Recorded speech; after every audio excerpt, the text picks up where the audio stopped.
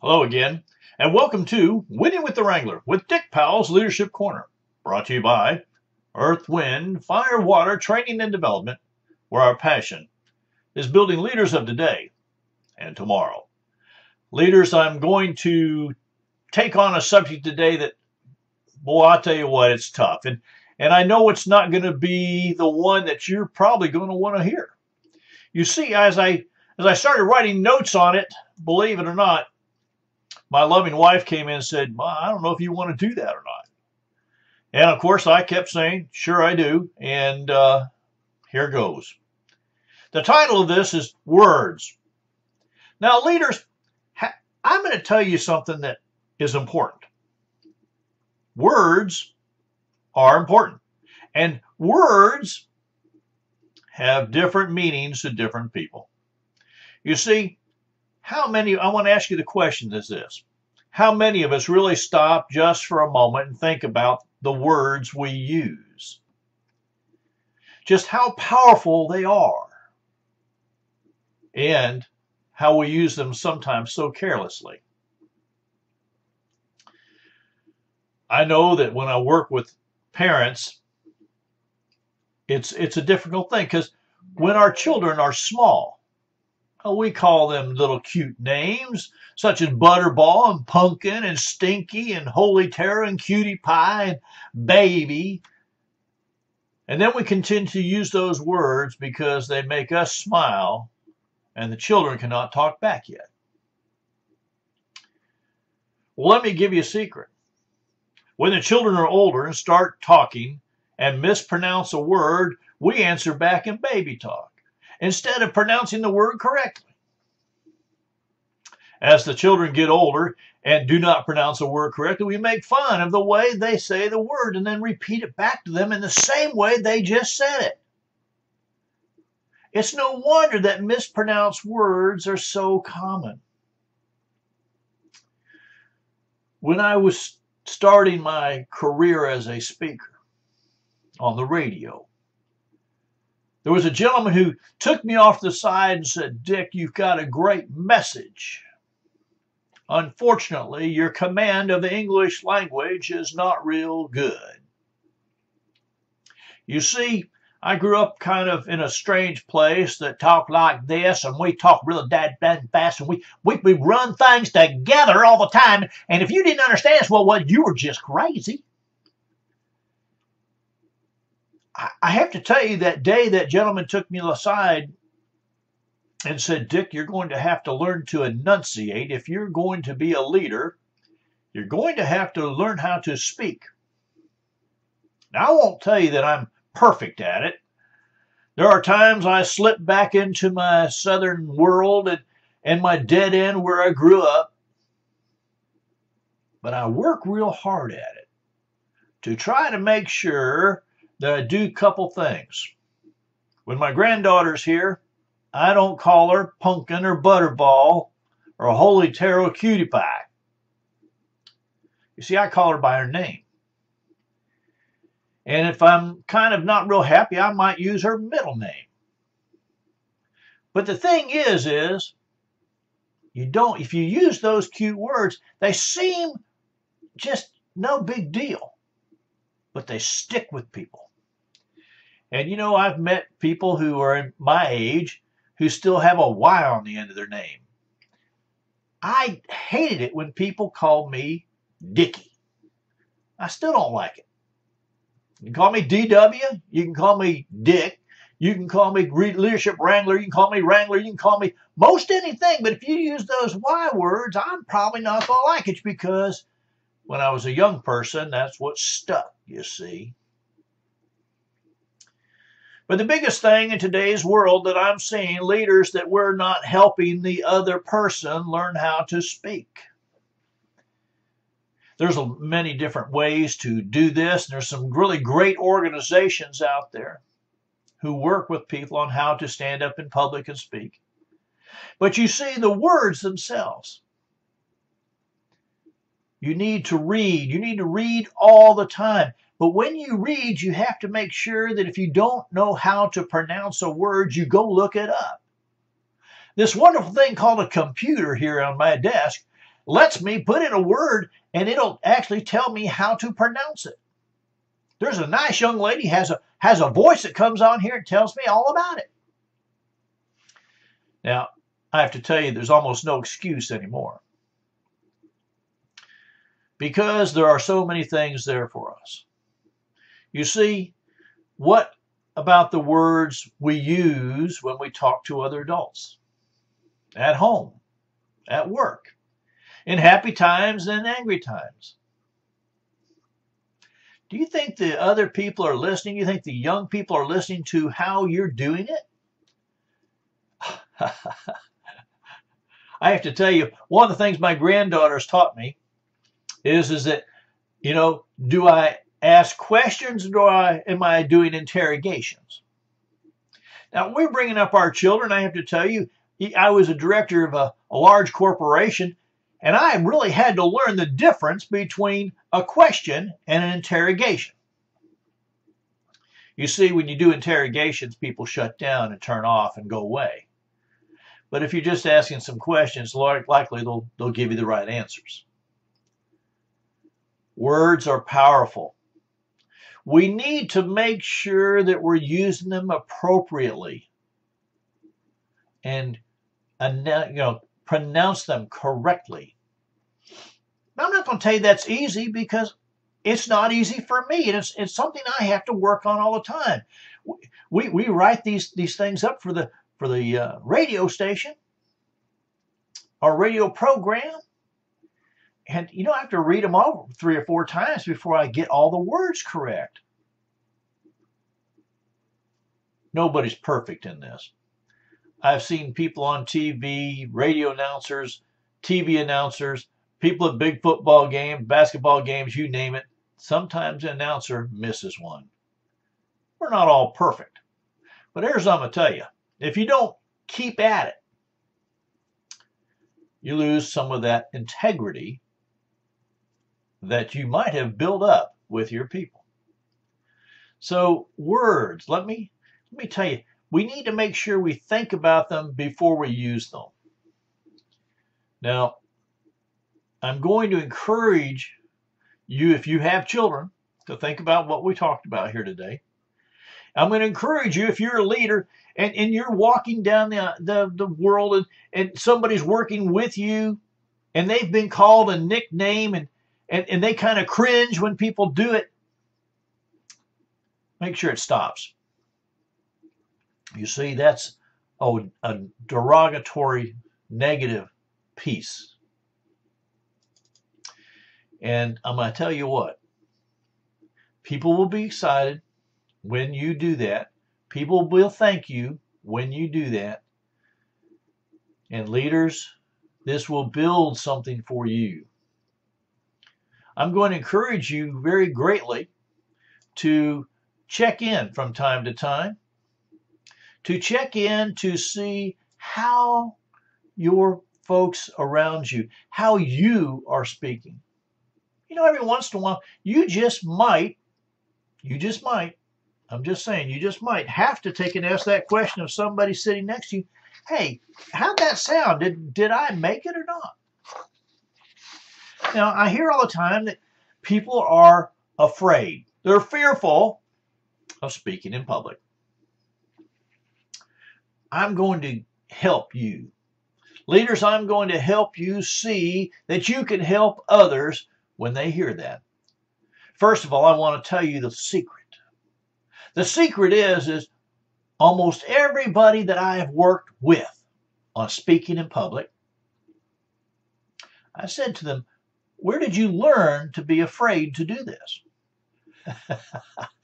That's when it gets funny, because it usually is sometime in their youth, they overheard some adult say, boy, speaking in public just scares me to death. And before they had this young person had ever done it once, it already had been planted that you should be scared to death when you speak in public. Well, I was fortunate nobody ever planted that seed, so I kind of like it. But let me give you the secrets of this, okay? First of all, if you're afraid, if you have this fear, I want you to take and tell yourself, I want you to know, I want you to tell them, I want you to share with them that they have a choice to make.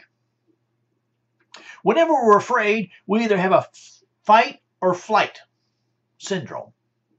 And we have a choice to make. Well, there's another choice other than fight or flight. You see, there's a choice to stand and deliver. Oh, you never heard that one before, did you? But that choice is something you make as an individual. Now, if you're prepared, if you've prepared yourself, that choice becomes very, well, I think it becomes easier. And by preparing, I mean, first of all, when I speak in public, if I'm doing a keynote, well, it's probably taken me between 8 and 12 hours to write.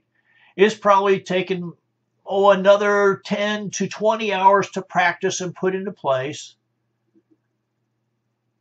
And then it took only 45 minutes to deliver. The difference was when it came time for me to stand and deliver, I had done the practice. I'd put in the time and the writing. Now, let me share this with you. It sounds worse than it is.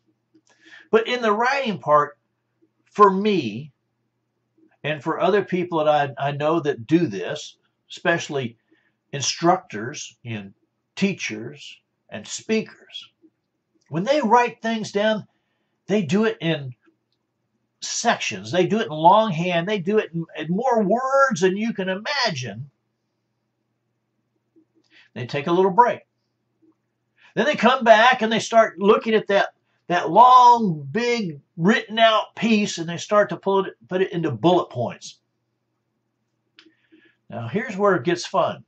Because in the bullet points, we're going to start practicing what we're going to say.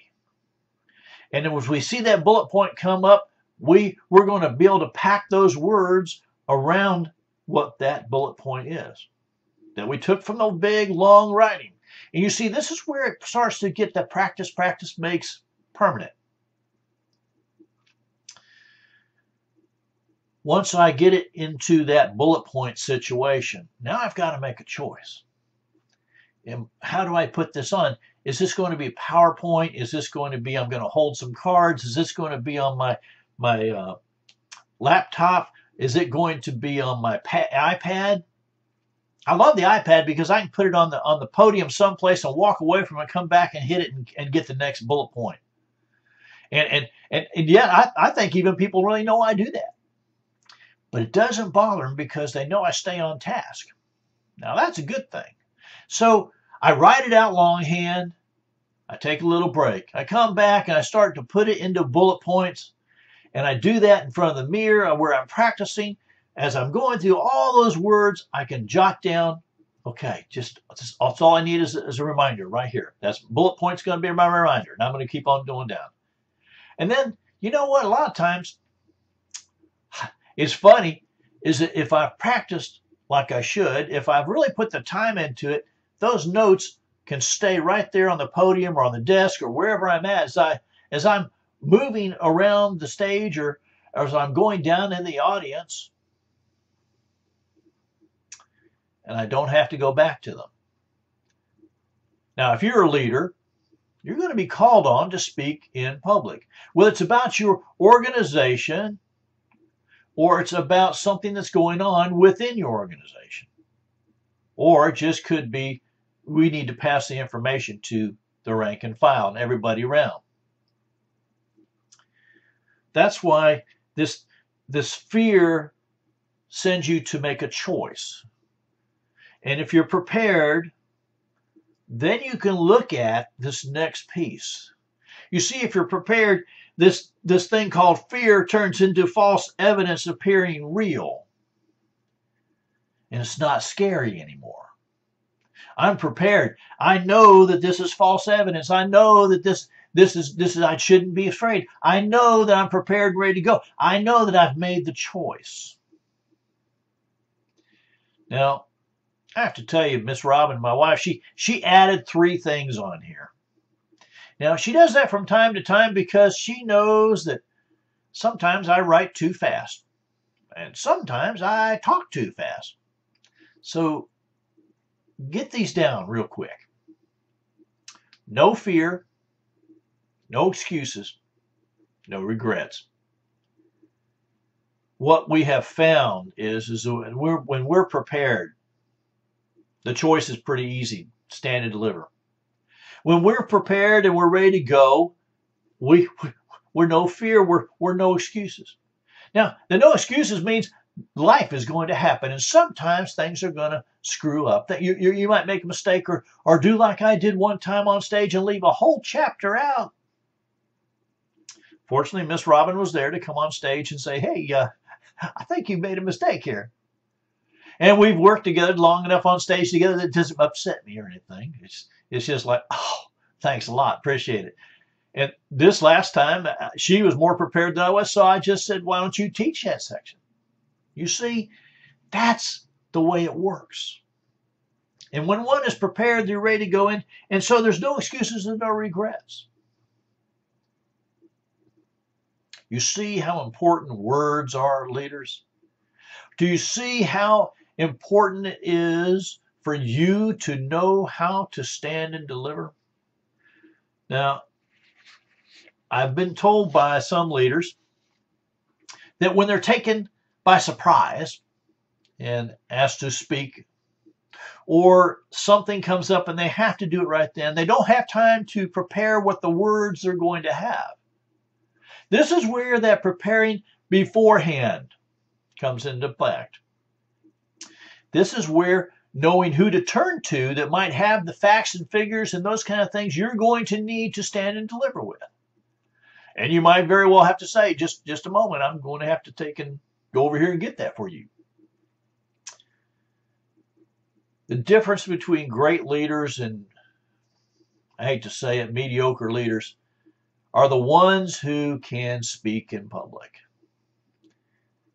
I have to tell you, for me, I enjoy it, but I learned early. I think I was all of 14 or 15 years old, and I had just been appointed the senior patrol leader, Boy Scout troop, and I loved it. Boy, I tell you what, because I was raised in a family where if you yelled loud enough, people had to jump and do things, and I thought that's what leadership was all about. Well, fortunately, I had a scoutmaster that kind of took me aside and said, "That just doesn't get it. True leaders don't need to yell. True leaders know how to speak." Now, at that time, I still was on the dead end, so I was still speaking in my dead end street language. But those who were in that scout troop all spoke the same way, so it wasn't too terrible. But I've run into many of those I grew up with. Some have created a whole new life for themselves, like Miss Robin and myself, by learning how to speak, learning what words to use and when to use them. I have to tell you that some never got it. It disturbs me greatly when I go back and visit and I hear them speak about the terrible things in their lives. And it was all because of one simple fact: the refusal to make the choice to learn to speak. I had to listen to a lot of tapes. I go to seminars. I even still take courses on speech. Yeah, I'm 65 years old and I'm still taking courses. I'm still going to seminars. I'm still reading everything I can get my hands on. You see, leaders, that's the way it's done. And leaders, if you're not doing that, if you're not reading, if you're not sharing, if you're not learning to speak, the people around you, what they see is, well, if they don't need to do it, I guess I don't need to do it. That's a terrible thing. When I became the director of education at a large corporation, I have to tell you that I was only interim director. I was only going to be there for a little while in between the new guy coming in. But what I learned very quickly was the new person they were bringing in didn't necessarily have all the qualifications, could not speak in front of a group of people.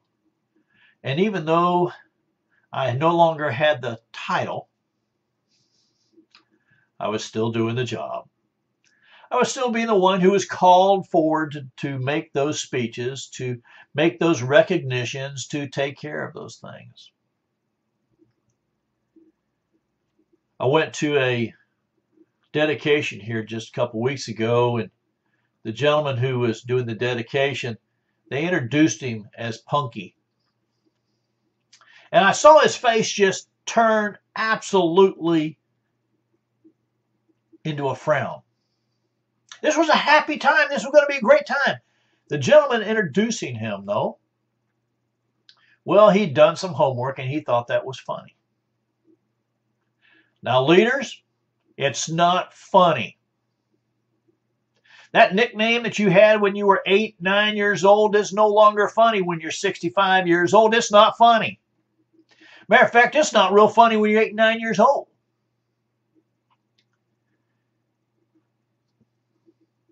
I have to tell you something, though. It's a hard thing to get away from.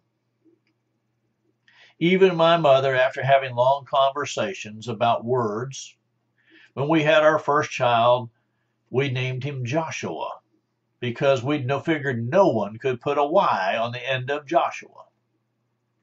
She found a way. And when he was about 5 years old, she called him Joshy. He turned around and he said, "That's not my name. My name is Joshua John. I appreciate it if you call me by that name." He became a great orator. Now, I'm going to tell you what, it wasn't all because of me. I truly believe that he understood and he'd been told that that wasn't a necessary thing. So that's why those words can cut like a knife. That's why words can build up or tear down. That's why words that we use and we find anywhere we've got to go can help or hinder. Now, leaders, I'm going to step on some toes here because there was a big article in the USA Today that just kind of burnt me just a little bit. It said that vulgarity is a sign of intelligence. Well, I'm going to tell you what. Vulgarity in any place, anytime, anywhere is not necessary to get your thoughts across. If you think you have to use something with 4 letters, use the word good. You know, you don't have to use those other words. They're not necessary. Not only that, quite frankly, they turned me off. And I wouldn't hire you. That's the way it is. I'm a pretty terrible guy. I wouldn't hire you. Now, even, those jokes that you thought were funny, they're not funny. The words that come out of your mouth mark you as what kind of person you are. Whether you want to believe that or not, now that's something else. But here I am, the old leadership wrangler, and I know I'm just the old guy. And I'm talking to you about words today, and you're thinking to yourself, my golly, he's beat that drum pretty hard. Words. Well, you know what? It is. It's all about words, kiddo. And those words mean something. And those words are how people, whether you like it or not, judge you. And if you want to be judged in a negative way, continue on. If you want to be pulled in for some kind of sexual misconduct, just call some young lady cutie pie that's in your office. See how long that lasts. If you don't believe me, if you don't want to grab a hold of this and learn something, I can't help you. But you see, that question I asked you at the beginning, how many of us really stop just for a moment and think about the words we use? That's a pretty good question. Are you so busy? There you go. Are you so busy that those words just come flowing out your mouth with no thought? Do you not take the time to listen to somebody to give a great answer instead of just giving an answer quickly? Do you use words to build someone up or tear someone down? Do you use words to give credit where credit's due and happiness and joy and those kind of things? You see, words really do matter. And words really do what they're meant to do. And I'm encouraging you as leaders, I'm encouraging you to take the time to work with people around you, to let them understand how important this whole thing called words is. You know, I sometimes struggle with my writing. I sometimes struggle with sentence structure and correct spelling and those kind of things. And I have to spend time with a dictionary, or I have to go and get Miss Robin to come in and help me out. You know what? That's okay. You know why it's okay? Because I know enough that I don't know everything. I guess I've learned a little bit in these years. But you know what? I can tell you when I don't know what I don't know what I don't know. It's funny. I said that to a young fella the other day because he asked me a question. I said, "Man, I don't know." He said, "Well, you don't know? You're like the leadership guru. You should know." I said, "Well, I don't know. I'm going to have to do some research. I'm going to have to take and get some information from someone else that's smarter than I am." And I had to go and look up the words that he was even asking me about because I didn't understand them and I didn't know what they were. And by golly, I couldn't ever pronounce them correctly there on the spot. Now, I think he was trying to give me some tongue twisters and you know, those kind of things. And he was trying to see if he could push me a little bit farther. You know what? You see, in the old days, I might have used my old words and stopped him there in his tracks. But nowadays, I've learned that a good leader takes a little bit of time and uses the words not to stop them in their track, but to take and let them learn from it. And there you go. There's the difference. Now, I'm going to tell you what. This has been a good thing for me to share with you today, this words. I hope you're going to share it with everybody around you. It is my desire that you go back and say, you know, on the radio today, I heard Dick Powell talk about words. And they're going to say, he talked about words for a whole 30 minutes? And you're going to say, wow, I never knew so many words could be talked about words. All right. So next time you get talking, think about the words you use. Think about how powerful they are. And don't use them carelessly. Don't use those nicknames, those cutie names when you're talking to your children or somebody in the workplace. They don't like them, and you shouldn't be using them. Don't use vulgarity. Vulgarity isn't used any one time, any place. It doesn't make you sound smart like the newspaper said it does. It really makes you sound like you can't use any other words, and you don't know any other words. So get the dictionary out and the thesaurus and whatever else you need and learn some new words. You know what? And as you're talking to other people, just take a moment. Just take a moment and think how you're being heard and listened to. Now, on behalf of myself, Dick Powell, and the whole Leadership Corner team, we want to say thank you for today's program. And our hope is that you've received a nugget of wisdom and guidance that will help you become a better leader. Now, if you have any questions or comments on today's program, don't hesitate. Send me an email, dick@leadershipwrangler.com, dick@leadershipwrangler.com. Go to the website, set your very own appointment to talk to me, www.leadershipwrangler.com, www.leadershipwrangler.com. If it's just burning desire and you have to have a question answered right now, you just get on the phone, you dial her up to go 727-422-1833, 727-422-1833.